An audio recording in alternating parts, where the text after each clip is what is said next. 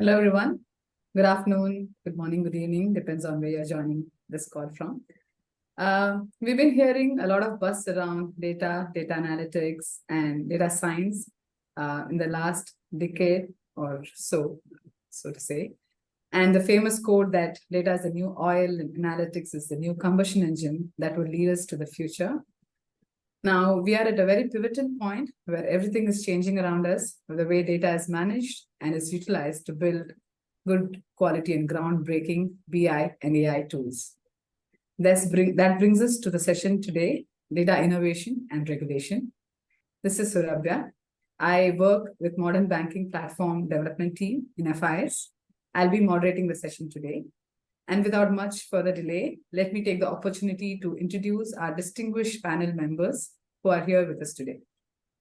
First, I'll introduce Mayur.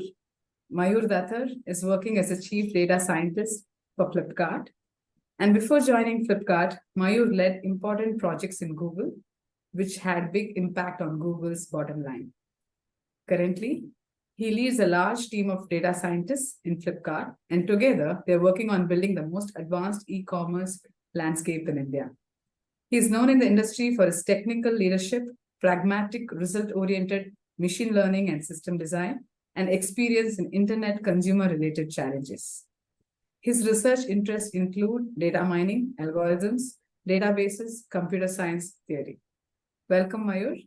Few words from you, please. Thank you, Surabhya. I hope you can hear me fine. Yes.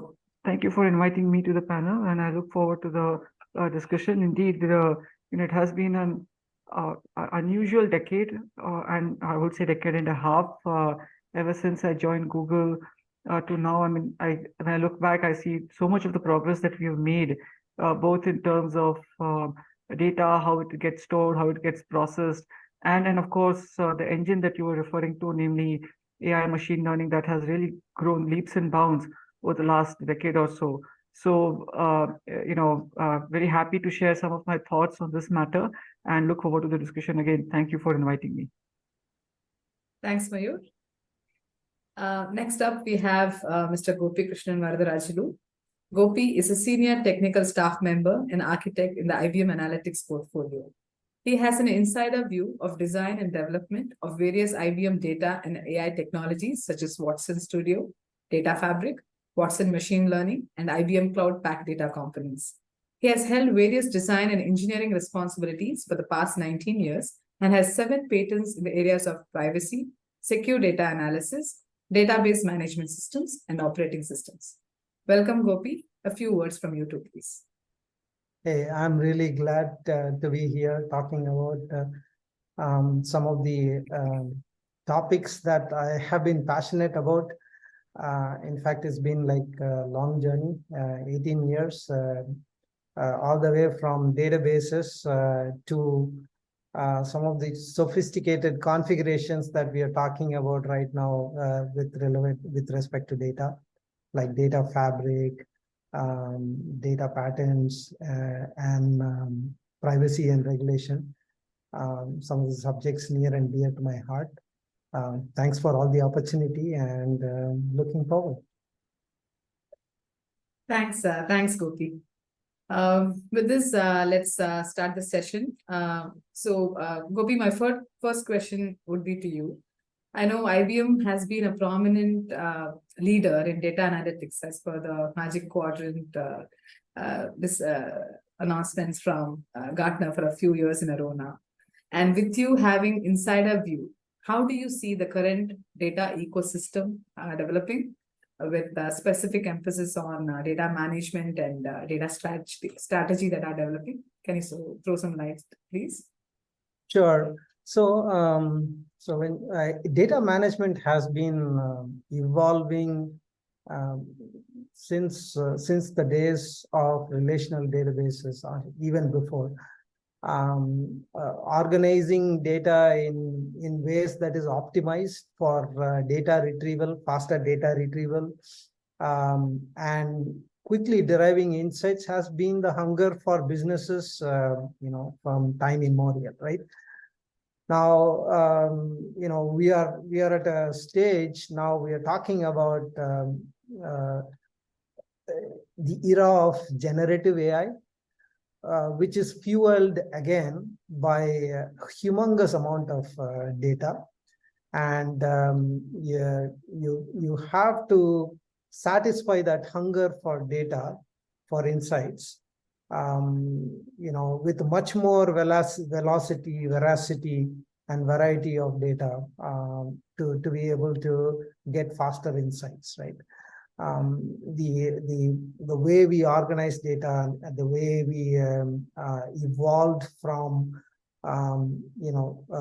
relational data to unstructured data, and how do we get quick insights, faster insights from petabyte scale data is something that is constantly evolving. And in IBM, we always have what is called a platform approach rather than a pointed data management approach, because data goes through a life cycle, all the way from where it is born at the edge devices to where it is consumed by the consumers. It goes through a life cycle. We started with collect.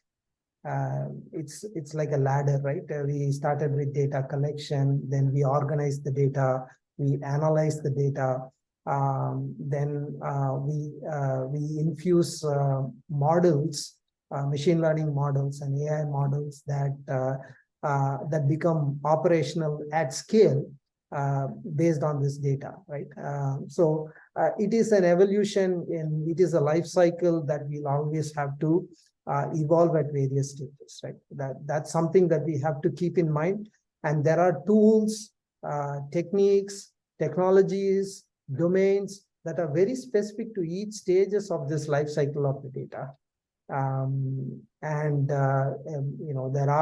There are various players out there that are specializing in these areas. And security and privacy of data is cutting across all these stages, right? When you collect data, it has to be collected securely. When you are organizing it, when you're analyzing it, you have to be cognizant of the fact that you make sure that sensitive data is secured, and it should not land in the hands of people that you don't intend that data to be. So security, privacy regulations have been co-evolving in a parallel universe across the life cycle of the data.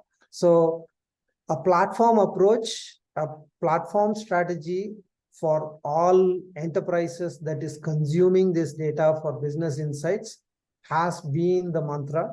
And we have to look at it comprehensively and holistically. When we talk to our clients, we will have to talk in terms of a holistic approach rather than pointed solutions like say, hey, I will be able to process data that is unstructured for you, or structured data. I can give you X amount of performance. All that is good, but there are some key aspects when you consider the data lifecycle and the data strategy of an enterprise. You will have to consider holistically. I take a holistic approach to things, Surabhya. Okay. Surabhya, if I could jump in and maybe add a couple of comments, is that okay? Sure, please. So, I mean, obviously, my expertise is more as a consumer of the data. Me and my teams have been focusing more on the science aspects of it. But I think one of the patterns or maybe a couple of the patterns that I have seen over the last 20-25 years, one is a very clear shift in indexation or importance from structured SQL databases to more unstructured or NoSQL kind of databases, right? That was point number one. Point number two, it was quite interesting to see how the equivalence of data processing engines like your Microsoft SQL Server or IBM DB2, etc., which were and Oracle, right? I mean the three big ones. Similar equivalents started coming in the form of BigQuery and the one that Yahoo introduced, Pig, and so on and so forth, right? So that was something very interesting to see, and now these have become fairly mainstream, right? I think in terms of the underlying architectures of the system that generate the data itself, right? More and more with consumer internet and startups, right? Microservices has become an very prevalent architecture. So even your data now gets generated in not one or two places, but in 20 different places, right? So you have 20 different tables of data, so to say, that are producing. And then how do you join these data sets? How do you make sense of the schema across all of these microservices, making sure that the same entity is referred to in a consistent way across these 20 different schemas, etc., are some of the things that are becoming important, right? And then personally, what I have felt can be a big driver of innovation and a multiplier for data science productivity is this notion that, hey, how do you create these intermediate data products in a thoughtful, structured way? I'll give you an example, right? I think most of the startups, like I said, they're made up of various microservices, right? So like if you take an e-commerce kind of platform, which is what Flipkart is, which is where I work, you'll have a separate system that generates your homepage, another system to power your search, another system to power your product detail pages, so on and so forth, right up to the checkout, right? And payment system might be different, right? So each of them is collecting data in some sense independently, right? But often what your analysts and your data scientists want is a end-to-end picture of an entity. Like an example, a user, right? If it's Surabhya or Mayur, when they came onto the platform, what did their journey look like? They came in, somebody accessed the homepage and clicked on this link, they went to this search, etc., right? So that user-centric view, which we refer to in our this thing as sessions, somebody needs to take the pain and effort of putting together this session, which is pivoted or indexed by the user, and making it available to all of the analysts and data scientists in your organization, right?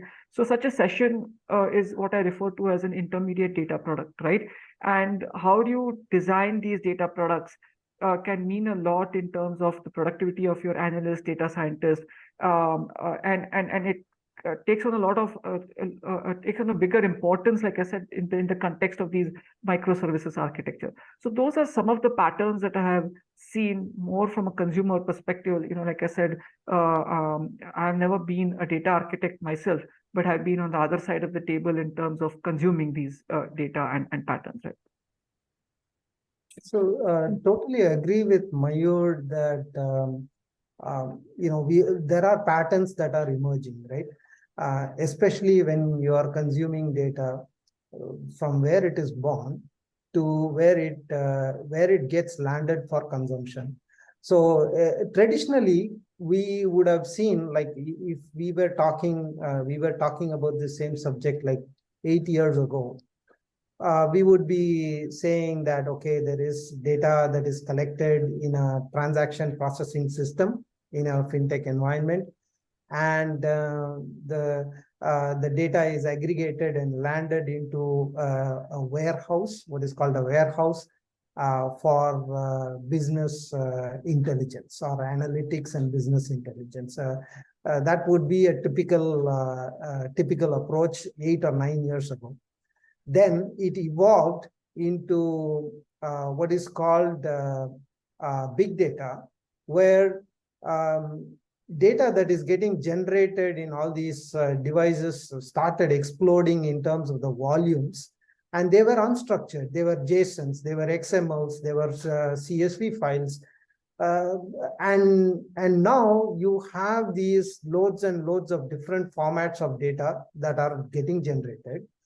And everything has to go into this warehouse, database, which means that it has to scale.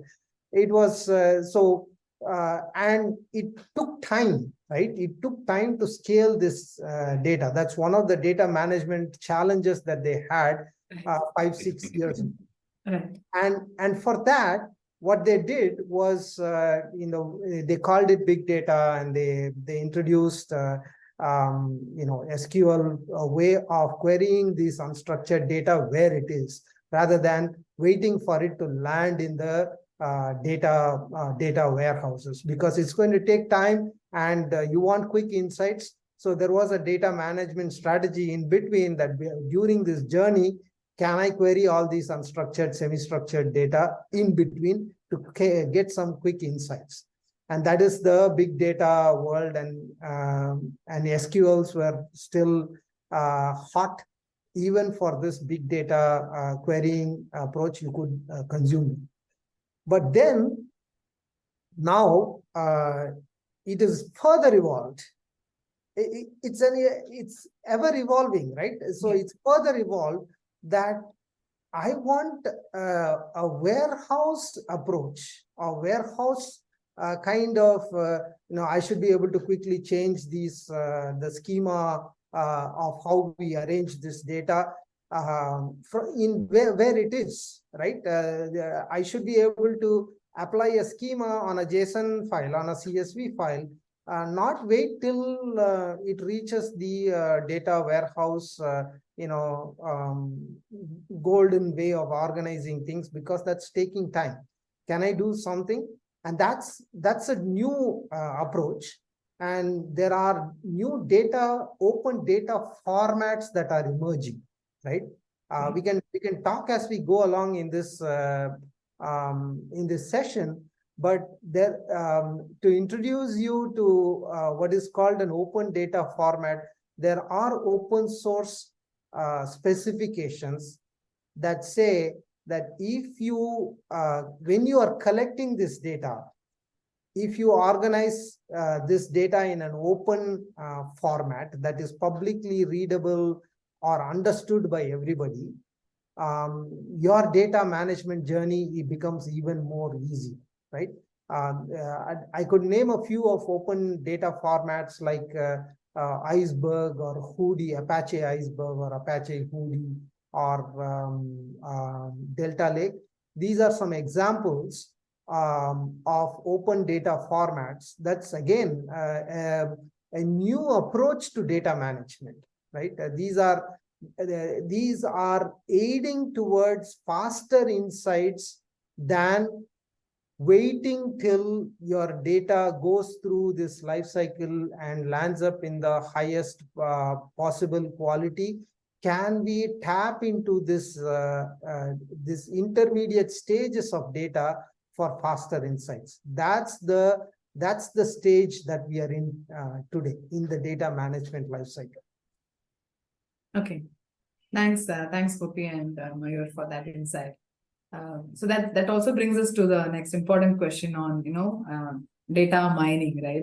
I know we said we have to look at various sources, we have to look at quicker ways, and so Mayur, bringing this to you, I know one of your fortes is data mining. That's where your research is, and you also lead a large team in the e-commerce area. Again, none of your interviews, you had also said it is like working in 4-5 companies put together. So how do you manage this entire thing, and what are the utilities and what are the latest trending technical advancements in this area? If you can throw some light on that, please.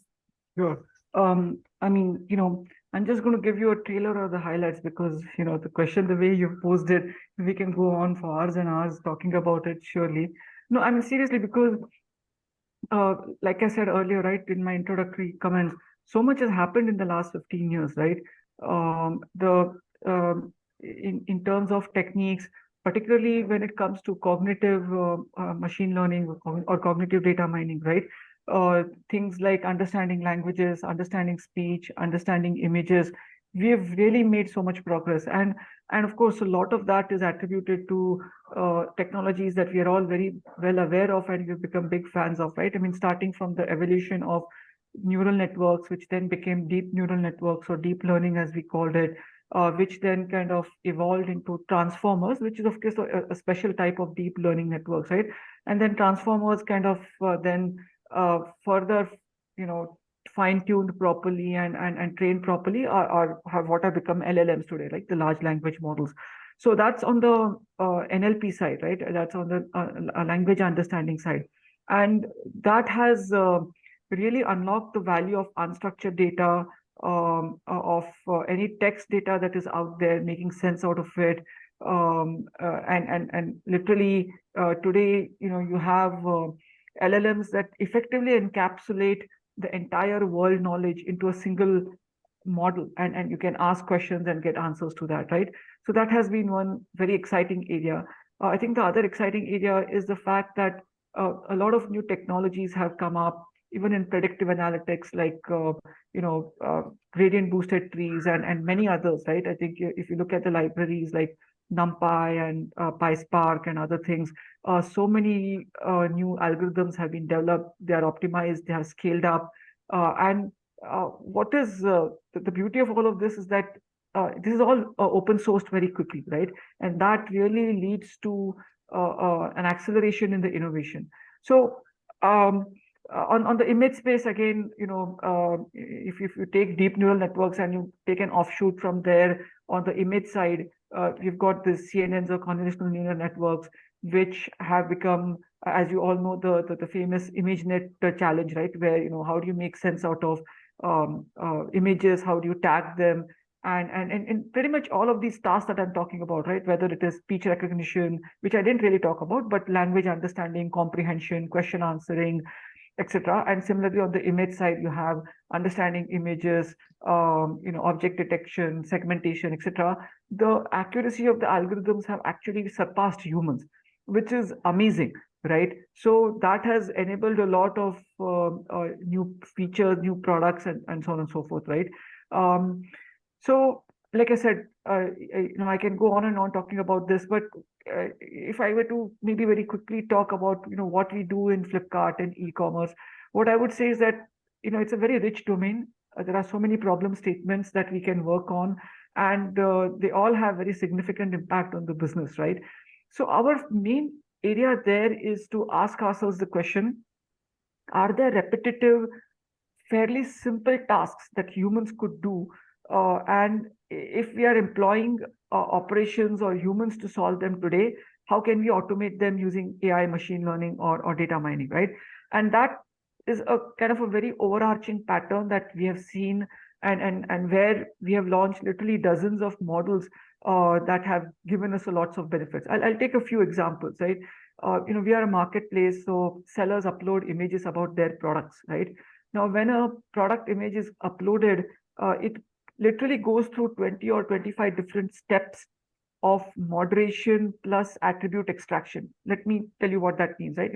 Making sure that the image is of good quality, making sure to begin with that, it is safe, right? It does not contain any objectionable content and so on, right? From that to extracting attributes out of the image, saying that, okay, this is a image of a t-shirt, it is a half sleeves t-shirt, this is the primary color, it is a v-neck or a turtleneck, etc., right? And attribute extraction is important for multiple reasons, right? One is the fact that we want to double check what the seller has input to make sure that it is correct and it matches with the image. But beyond that, actually, more often what happens is sellers don't give us all of the information. So how do we automatically figure that from the image that the seller has uploaded? And this becomes important because unless we have extracted this information, the discovery of the product is suffers, right? As an example, if somebody is looking for an orange colored round neck or a turtleneck t-shirt, right? And let's say the seller forgets to mention that this is a turtleneck, then there's no way that a search will be able to retrieve it, right? Because the catalog doesn't understand that unless you've extracted it from the image. So discovery becomes very important, and this is a way in which we can do that, right? So this is one example of how we use computer vision or the models that I talked to you about, like the deep neural net or CNN models, to extract this. Right? Similarly, making sense out of user reviews, right? And extracting information from that text attributes about what are the aspects of the products that the users are happy about, which aspects of the user not happy about, right? Is another example that humans could have done easily, but clearly it doesn't scale, or it's not like from a profitability or a bottom line perspective, it doesn't make sense to employ humans to do that, right? So again, we automate there. So I'll stop there because, like I said, I can go on and on, but those are kinds of the examples where we've seen some of the latest and greatest data mining techniques help us out, and we've put them into production with very successful results in terms of business impact. Okay, thanks, Mayur. And if you have to say, what are the opportunities startups have in this area if they are looking at filling up some gaps. What are the areas they should be looking out in the data mining space based on what you've seen and in your research? What should they be looking at if they're looking at for building some products? Sure. No, I think, in terms of opportunities, um, uh, look, I think generative AI is a new kid in town, and I'm sure maybe we'll talk about it a little bit later. While it's fascinating, how do you actually build the right products out of it, right? Right B2B products that make sense, that have the right kind of ROI, and how do you overcome the challenges in terms of latency, hallucinations, other things that are there, right? I think those are some of the most recent challenges that startups can think about, and I know that startups are thinking a lot about it. Similarly, I think rather than just use existing large language models, how do you make it easy for corporations to fine tune or build their own models? I'm seeing a lot of startups come up in that space, and I think that's a fairly rich space to work in. Those are some of the top things, or rather, I would say, the latest challenges and opportunities that are out there. I can list many more, but I think Sure. these are the two big areas that are kind of more cutting edge and more hot off the press, so to say. Sure. Thanks, Mayur, for that insight. Again, back to you, Gopi. We spoke about the various data management strategies that are coming up, and the importance of having a good data strategy, the challenges we have in data mining. That also brings up the next big topic that we are covering. I know you touched base upon in the initial discussion, the data protection and privacy. Now, when we are collecting so much of data, and we also want to share it, monetize it, or make it available in the marketplace. So what do you think are the challenges, or what are the latest areas that we're looking at in terms of data protection and privacy? If you can. Sure. This is a very big and wide topic, but let me touch upon some key aspects, right? Leading on from what Mayur said, so data mining, one is the consumer perspective of consuming the data.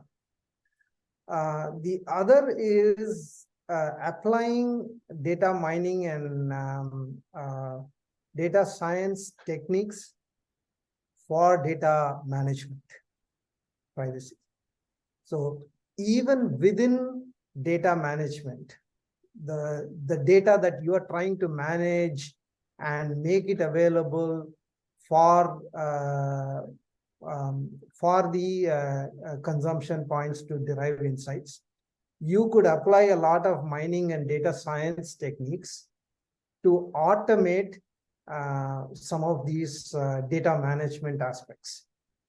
Well, one automation that I could think of is, how can I figure out in the data there is personally sensitive information, or we call it PII, personally identifiable information, or sensitive information like phone numbers, credit card numbers, social security numbers, anything that can be tied back to an individual.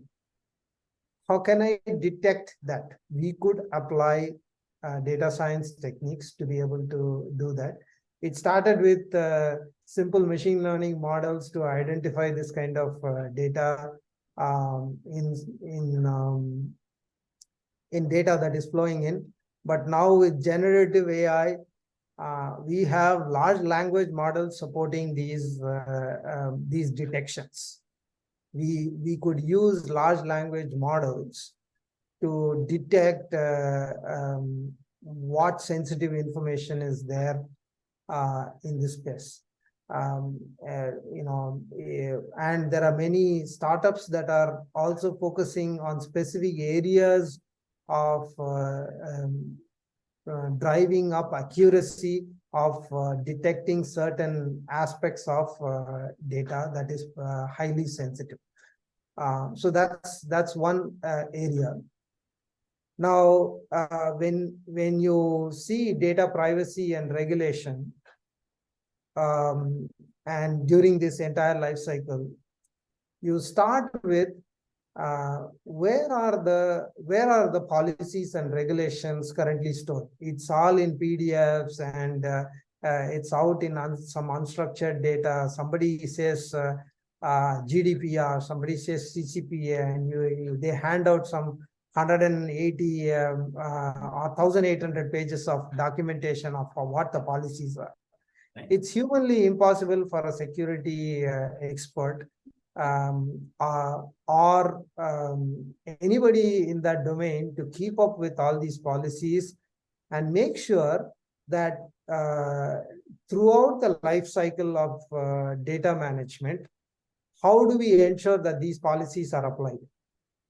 I have known through IBM clients, I have known many enterprises that deploy like 30 or 40 different security experts to convert those policies into code that can enforce these policies on the incoming data. Now, all those things are slowly going away, and there are data science techniques that are being deployed to read all these 1,500 or 1,800 pages of documentation, convert them into actual enforceable code on data elements that are automatically detected to be sensitive data. So there is automation through generative AI for privacy enforcement that is happening, right? And the background that you see here, what is called watsonx.data is a platform that IBM has announced recently that is leveraging some of these LLM models, leveraging some of these techniques to do better data management or next generation data management, if you want to call it that way. Securely. See, the one of the key aspects for data science practice is to make sure that data scientists see the data that is very important for them to figure out the emerging patterns. At the same time, protect sensitive data which might not be relevant for their data science practice, right? So a quick example that I can give you is data like an account number is unique to each and every customer, and that particular account number or customer ID is not relevant for a data scientist who is figuring out a pattern. But what is relevant is that same account number repeating certain transactions. So a unique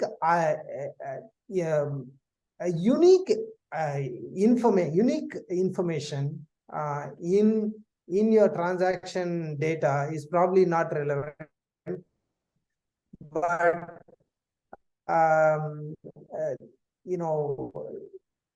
anything that is repeating same kind of transactions without identifying the customer, can we figure out the pattern? That that kind of data protection of how do I replace these unique customer IDs or bank account numbers with something that is a placeholder that will not lose the pattern that is useful for data science practice, but at the same time not reveal this account number and this account number or customer ID. You don't want to reveal those aspects to data scientists. How do I automate all these things? It's humanly impossible to write programs to do all these things. You can do it, but it will take years together to finish them.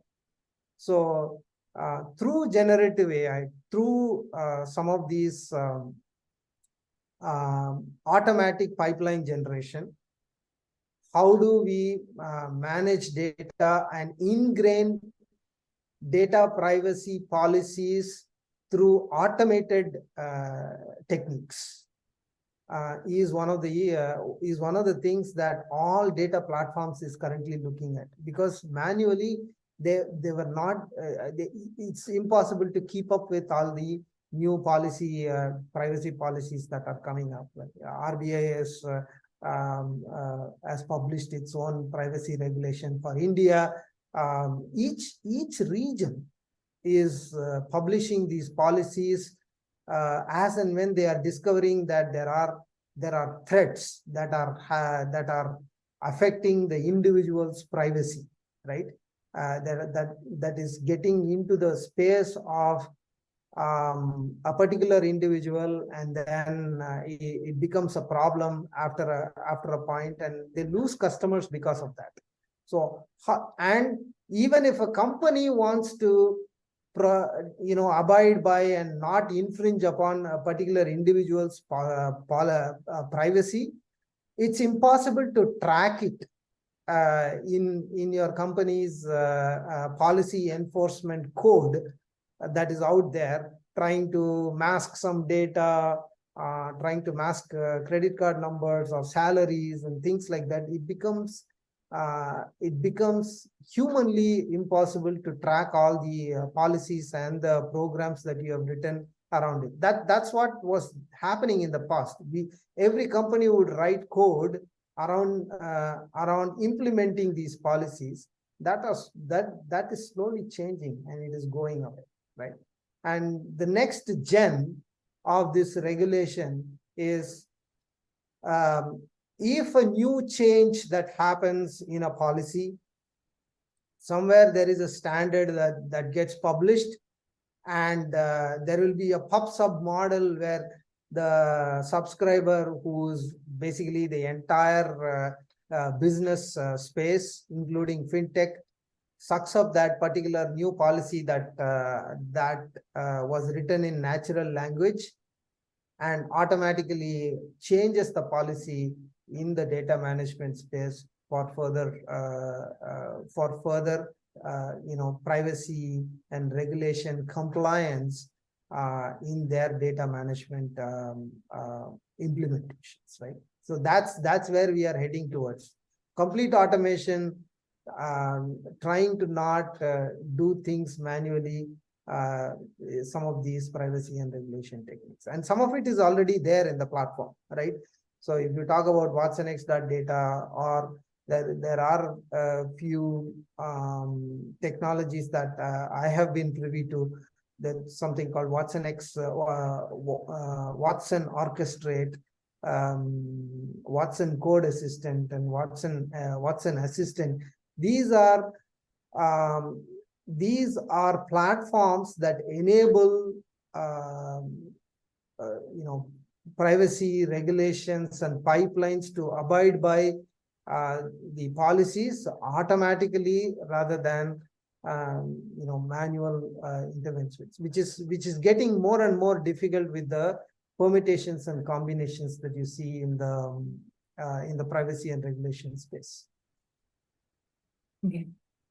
Thanks, Gopi. And with in continuation to it, with all the cross-border regulations that are in place and more data being stored in the cloud, again, even Mayur, you would see you'll have sellers across the globe, buyers across the globe. And how does that, come down to for an e-commerce platform like you, or as a analyst who is looking at ways of storing these data with these regulations in mind? What are those areas getting developed? I mean, how are those areas developing into? Yeah, thanks for that question. By the way, there is a whole new domain that is emerging called data sovereignty. Okay. In the privacy space, where a user, let's say, who's in the Americas, he logs in. Let's say he's able to see some data that he's allowed to see the data. If he travels and he comes to Europe, and he tries to access some data that he had access to when he was in the US, there are certain regulations that doesn't allow it because he is in a different geo. And same is true the other way also. a person in Europe who has access to some data, travels to a different region and tries to access. There are regulations that should be dynamically applied to protect that data from leaving that space, from being accessed. So if you see, there are two elements, right? Where the data lives is one region, where the data, where the user lives who is trying to access that data currently is another region. How do we make sure that we are always in compliance dynamically? And it is all time-based, right? You cannot write one policy saying that user A cannot access this data that lives here, right? It's not possible. So these even the data evolves and it has a journey and it could be traveling places, right? How do we dynamically create policies, encode them as rules that needs to be applied when the SQL query is submitted to a particular source, right?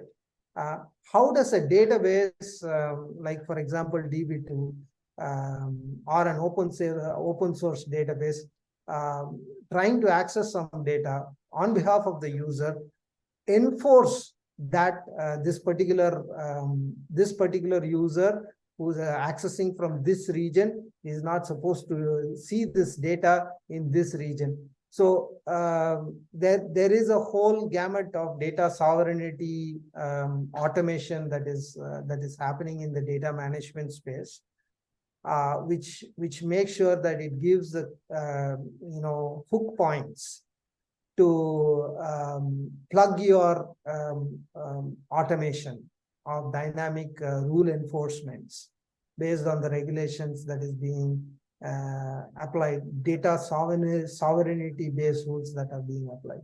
And one such platform is watsonx data, but what I'm saying is these are becoming slowly mandates to be able to handle this complexity around data access and authorization, right? Surabhya, you had asked me the question in the context of e-commerce. Now, my current organization, Flipkart, that is operating only in India at this moment, right? Mm. So for us, we don't have to worry about cross-border laws.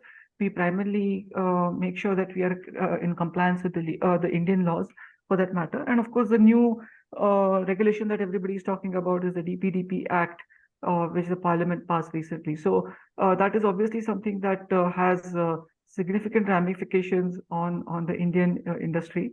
And for us, the main focus with respect to that particular act is some of the things that already Gopi has referred to, namely about identifying what is PII, making sure that the access to PII is well regulated, audited, and things of that sort.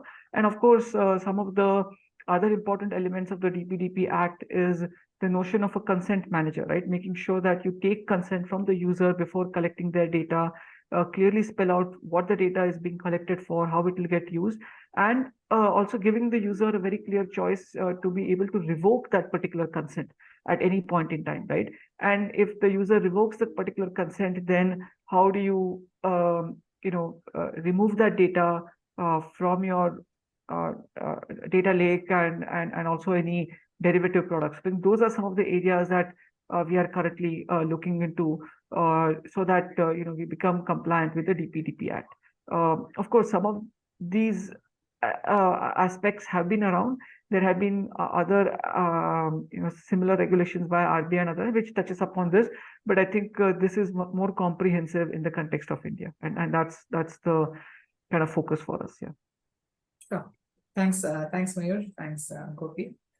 Again, that also brings us to our next question.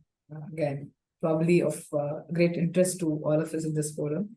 We have startups, fintech. So looking at how this space is developing, right? The data science, data innovation, and the various aspects around it. how do we think we can unlock data in a fintech ecosystem? What are the next possibilities? What are the next thing that we all need to look at and watch out for? If you can throw your insights on that. Sorry, so when you say what to look out for, are you saying more from a regulation perspective, or are you referring to more of what's new and innovative there, and how can yeah, so I'm talking more about how do we use this potential of data? Like all the fintech is looking at probably to increase the efficiency of their system, also reach the right market with the right product, and and stuff like that. Right? So how do we enrich fintech ecosystem with the data science that is progressing? Yeah, I think I'll answer it based on my experience, and then would love to hear what Gopi has to add. See, a lot of what fintech offers is to take typical legacy problems, like, for example, underwriting insurance, underwriting credit, with new types of data, right? If you look at more mature Western countries like US, Europe, and so on and so forth, the typical information that you have about customers there is lot what we refer to as the thick file, right? Which means there's a lot of information about the customer in terms of their credit record, their defaults, their cash flows in terms of what is their salary or income, and what are their outflows, etc., etc. Right? I think once you have access to those data, it is relatively easier to kind of underwrite credit or underwrite insurance for those customers, right? I think the challenges in India, and I would imagine similarly to other Southeast Asian countries and so on, is that that kind of an information just doesn't exist for majority and a vast majority of our users, right? So that is what we refer to as the thin file problem. So then how do we look at other proxies? Like, for example, in our case, how do you look at the behavior of the customer on the e-commerce website, right? What is the person browsing? What is the person purchasing? What are the addresses from which he or she is ordering? How many categories, etc., etc., right? And of course, any data that we have of our own, because what we do is we start with small ticket credit. Like we have this program called Buy Now Pay Later, where we through the help of other NBFCs, we offer you small loans starting with 5,000, 10,000 rupees, only for the limited purpose of buying something on our e-commerce platform, right? And then the idea is that it's almost like a khata system in India, right? And then if you have to repay that particular amount if you've taken from that if you bought something using that credit, you have to repay that at the end of the month. So then over time we build our own data about this customer, saying that does he repay his loans, how often does he repay them, what is the delay, etc., etc. And once you have that, we are able to build a good credit score for that customer. But in the meanwhile, how do you treat these as, hey, a person who has this kind of a behavior on the e-commerce platform, this is his credit worthiness. So for other persons for whom we don't have this kind of a rich data, but where we have seen enough on the e-commerce site, can you use those proxy signals to figure out their credit score, right? And what are the good proxy signals, etc. I think that those are some of the challenges that we have been dealing with, and we've made some good progress there. And I think this is one way in which we can increase the scope of customers to whom financial products are made available, right? The good news there is that we've seen very good algorithms, including deep neural networks, etc., that help us in building some of these how do I say this? Like in order to build a credit score using proxy data is what I'm referring to, right? Not directly financial data, but proxy data. So using deep learning models, using domain adaptation. Like, what I mean by domain adaptation is, you have data from a different domain like e-commerce, or you have data about non-credit card customers who only pay using cash, right? Whereas your training data might come from customers who have access to credit cards, etc., right? So there are challenges like that in terms of domain adaptation, and you've seen that using deep learning models, etc., we are able to overcome those challenges and do a fairly good job of underwriting credit and maintaining a low NP or non-performing assets, right? So those are some of the new exciting areas that I've seen in this space, and that's how you can make use of it. I'll stop there. Yeah. Gopi, do you to add on? Yeah, I'd like to add, I think that was pretty insightful from the consumption standpoint. I think that it is going to be a data hungry world for all the consumption use cases that Mayur outlined, not leaving out the finest detail that is possible to automatically figure out what the consumer is up to, right? The ones that are explicitly stated and the ones that are implicitly indicated, and how we are able to efficiently detect that. Now we are talking about billion parameters or billion inputs to detect something. I mean, billion is an understatement. I have known large language models that talk about 30 billion or 40 billion parameters to figure out a particular prediction. Right, be it generating code or be it predicting what the customer is up to, it's pretty much the same in the large language space.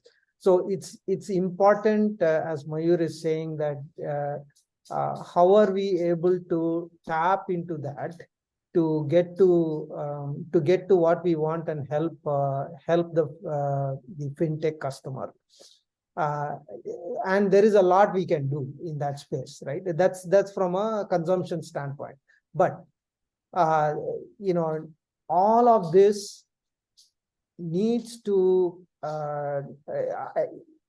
be built on something that is highly governed, reliable, extensible, and processes that make sure that the customer's confidence, the fintech's customer's confidence, is always there, that his or her data is not at stake, or it's not getting used in a way that it is not supposed to get used.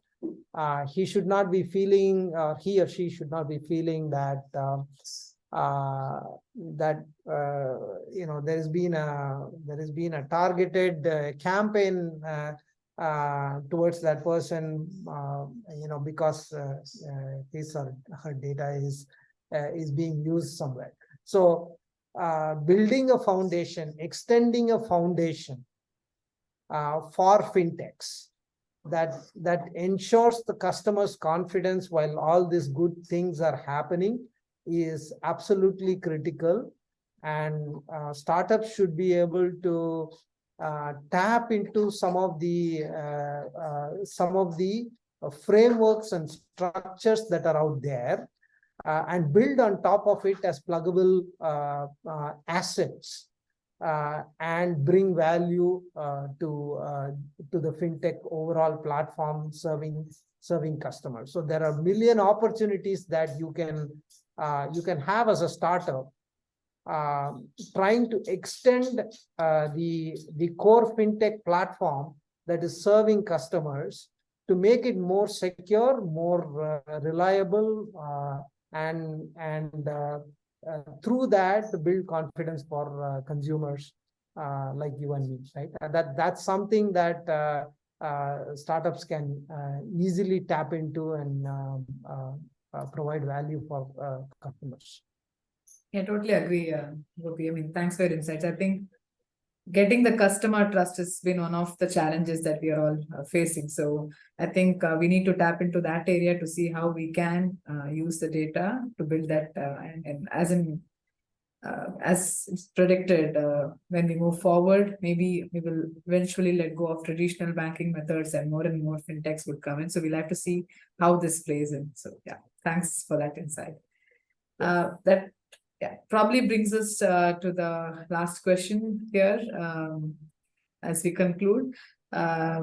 Again, we've seen reports out there, the big consulting companies that's been publishing that, data-driven enterprises are the future as we are nearing the next 4-5 years. That's what it is. And again, a bad data cannot help us get a good AI. So it's becoming more and more relevant on having all of these features implemented. So as you all work in that space, what is that most exciting thing that you see, which is developing this space? Again, a big question, but again, top on your list, what is that excites you as and when you work closely in this area that you think might help the startups who are listening to this to probably focus on and think of bringing up or learning something and get their gaps filled in terms of product development or such. So final thoughts on the big ideas and your views on it. Yeah.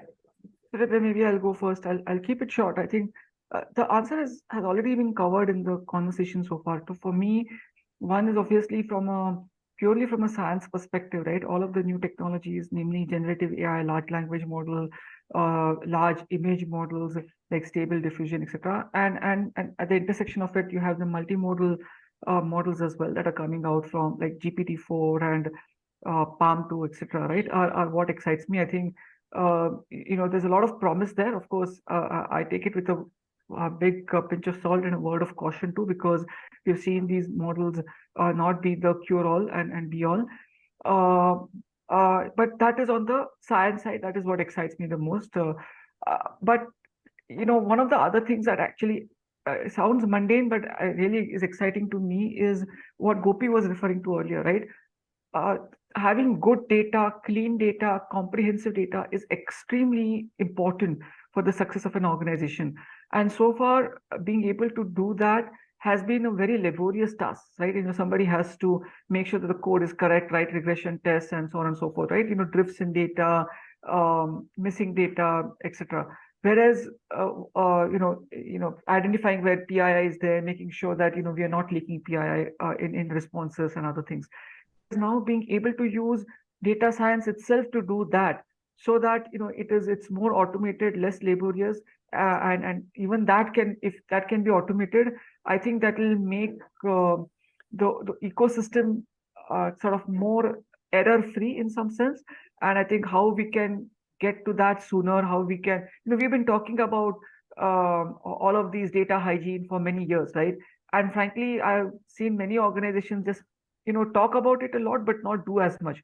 But I'm really hoping that by using large language models and other data science techniques to address that problem also of data hygiene, will actually solve that problem or move the needle in a big way. And that to me is exciting, because if as they say, right, like you referred, like bad data certainly doesn't help good data science, right? So if we can address that particular problem, that would be great news to a data scientist like me. Sure. Thanks, Mayur. Yeah. So to add on to that, I think data is the fuel. So innovations are aplenty. Trust is something that we have to make it really for the consumers to feel it, right? That I'd like to see what innovations are out there that can build the trust, like how in India we start paying a vegetable vendor with a UPI ID. I don't know how it took off, but it took off. Right. And the vegetable vendor trusting that his money is not going anywhere and it's going to go in his or her bank is a huge trust. Right. Huge trust. And it's happening, right? So that kind of trust has to happen when we are dealing with data, and the end consumer should be able to feel it, right? That's I'd like to see how innovations would be around those, data handling trust, trust in data handling. The other one is there are these few buzzwords around quantum computing and the next gen blockchain that's also in the zero trust space. So I would want to see how evolution takes us there, where some of those cutting edge automations are enabled through those technologies, especially in the fintech area. So I will leave it at that. But I think that there is still oodles of innovations there in data handling space that I'm looking forward to. Thanks a lot, Gopi. Thanks, Mayur, for all your insights and wonderful thoughts and knowledge that you shared with us. Thanks for taking time out from your busy schedule. I'm sure you have enriched the audience with all that information and given us food for thought. Yeah, to take it forward from here. So thank you again. Thanks for your time. Thank you very much. Thank you.